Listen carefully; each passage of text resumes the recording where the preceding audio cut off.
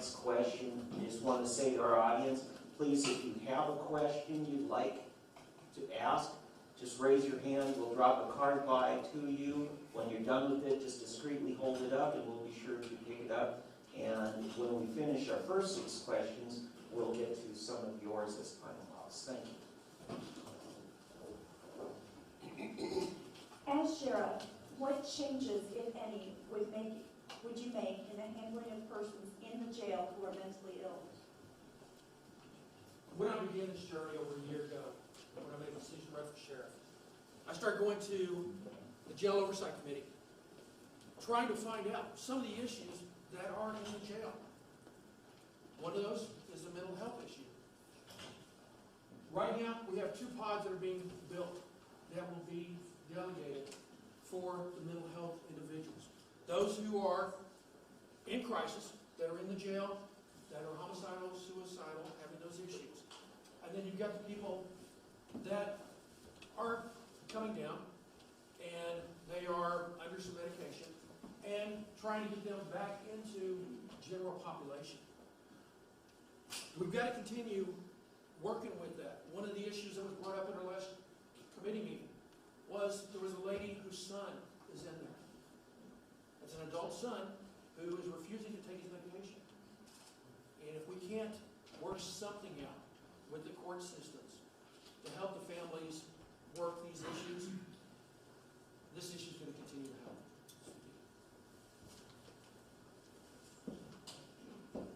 I believe it starts at the top. And the sheriff's going to have to set the example that we're going to treat the mentally ill in our jail system, if that's where they wind up, as patients, not inmates. I've heard horror stories of people in the jail with a mental illness problem, a suicide, being stripped naked and placed in a cell with a blanket only. That will not happen under my administration. We will treat the people as they are real people with real issues and real problems, and we will treat them with dignity and respect. That will be the call to action that I wind up making when I get to that position as sheriff. I also believe that there's a bad need to have a complete overhaul of the medical services provided in the jail. When people come in, they need their meds. They don't need to go hours and days without medication before they get the care and the medical treatment that they deserve. That will not happen under my administration.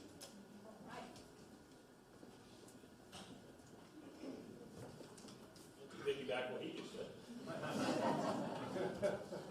There's a lot of overages in the jail. When they do get sent out for the doctor, they've already got prescriptions on file that have been filled that the families are sometimes not allowed to bring up to the jail. Why are we spending that extra money? Let the family bring the prescription up. Do we not have people that can read labels and make sure it's that person and his medication, and then getting the medication quickly? We have to stay on top of mental illness. If any of you in the audience has a person you love and you're living there in your house that has mental illness, you know how important it is to stay on top of the disease. You don't get behind the medications. You got to keep the medication in them to keep them regulated, because sometimes it takes 3 or 4 days for the medications to act. So that's what we need to do. We need to instruct our detention officers on how to recognize mental illness and to make sure that they have the proper medication on the onset and that they stay on top of our medication. And we have to do a lot better job of training our detention officers on mental health illnesses. Again, we're required 2 hours of training a year. That can be on anything, from stress and law enforcement to dealing with mentally ill people on the streets. We got to make that specific to the detention officers.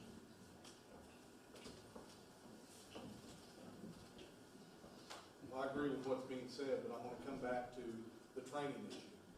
We've got to train the officers and deputies in the field to know that it's a mental health issue, and maybe they don't need to be in jail. Maybe there needs to be another avenue. Then we have to do better at the screening. Simply running down a list of questions and asking, do you feel suicidal, is not, and checking a box is not appropriate. There needs to be training for the detention officers, the intake officers, to ask and recognize signs of mental illness coming into the jail. Then when we're in the jail, the deputies and detention officers need to have training in counseling and reduction and being able to alleviate a situation. They need to be able to de-stress things instead of escalating. Being thrown on the floor or tased or pepper sprayed and then thrown in a cell because you're having an episode is not the answer. Mental health facilities de-escalate things verbally, without arms, without guns, without tasers. That's what we need to be working with.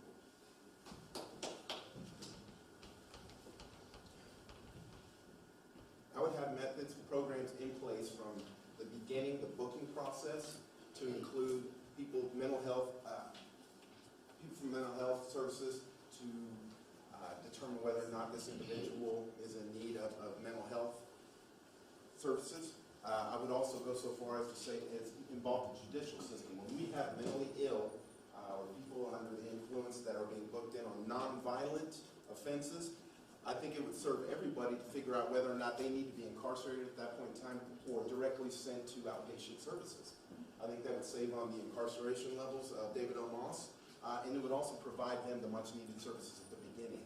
If they do end up being booked into David O. Moss, we need to provide programs at that level, institutional services to provide the mental health services that they need while they're in jail. And then again, as I've stated before, on the outpatient side, when they're released, and I've heard the horror stories as well, but I think without really being in there and for the respect of the people who work in there, right now they're just horror stories. I don't know if they're happening, but I can assure you that we won't release people to the streets without proper clothing, an outpatient plan, something to follow up on. We're not simply going to quote unquote kick them out to the street and pretend it's not our problem.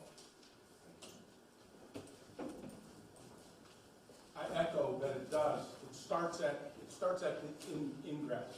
The medical screening side is essential. We have to have it. It needs to be professional. Right now, there's a void there. Once they're there, this question is very specific. Once they're there, we can't talk about the fact they shouldn't be there, but I believe we have to look at training. We have to look at training in this. We have to identify the verbal, the nonverbal, de-escalation issues to begin to try to get a junction point and a transfer to defer them out of that deal. I'll tell you this, the number one priority for the jail related to persons with mental illness or dealing with mental illness for me is to minimize it and get them the heck out of there. Get them to their families, get them to people that can help them in services that can truly make a difference in getting them back on the road to recovery in these issues. And then lastly, the buy-in from the deputies. We can tell them all day long what to do, but that doesn't necessarily mean they're going to be happy doing it. Let's let them see the end results of success in the process that we're moving toward and working toward. Same with your drug treatment courts and things like that. If they see it and they believe in it, then they'll do the better job and professional job of getting it done.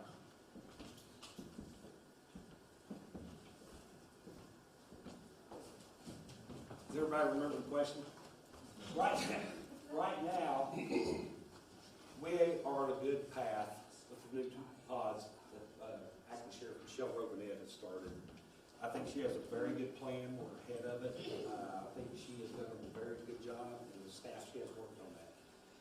Currently, we have a healthcare provider in our jail, and if anybody's heard me talk about this company, they're absolutely incompetent.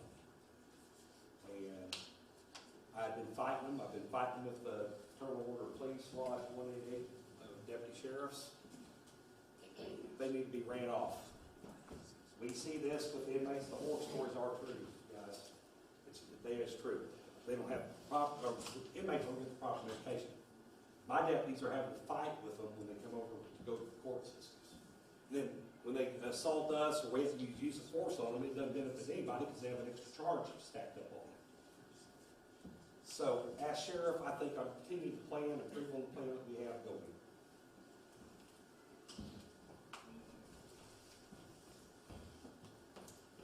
So the question was, how would I treat the mentally ill inmates, or handle the mentally ill? And I tell you, it would be no different than I would treat everybody else. I think that we put people into categories and we expect to treat them different when we need to treat everybody as human.